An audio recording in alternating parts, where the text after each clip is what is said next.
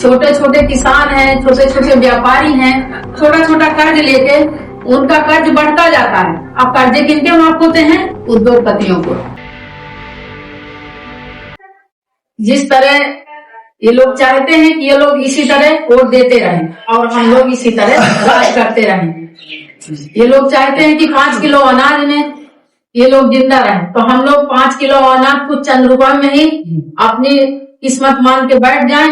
और ये आने वाले समय तो हमारे बाबा साहब का दिया वो संविधान है, उसको बदल कर हमें सारे अधिकारों से वंचित कर देगा।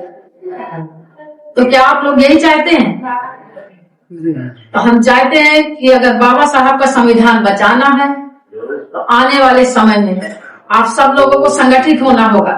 जो पिछड़ा है, दलित है, अल्पसंख्यक है, आदिवासी है, किसान है, कमजोर है, जो हमारे भाई हैं, उनको सारे हक अधिकार मिले। और ये कहाँ से मिलेंगे?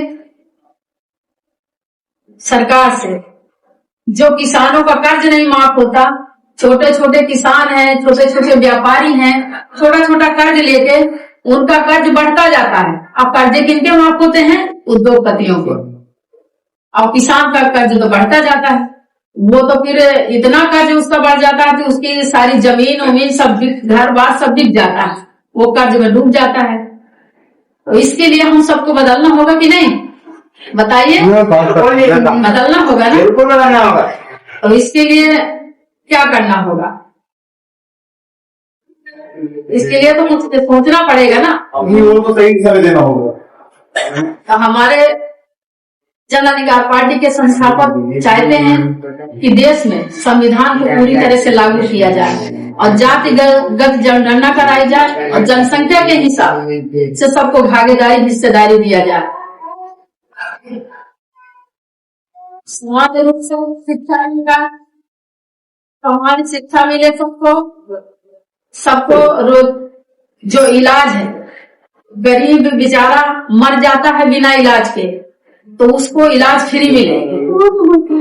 और सरकारी संस्थाओं के साथ साथ प्राइवेट नौकरियों में आरक्षण मिले। और जो हमारे किसान भाई हैं, छोटे किसान हैं, मजदूर हैं, व्यापारी हैं, उनके कर्जे माफ होंगे। और जो किसान हैं, जो जिनका उपज में उसका सही मूल्य मिलता है, उसकी उपज का सही मूल्य मिले, ये जन अधिकार पार्टी चाहती है।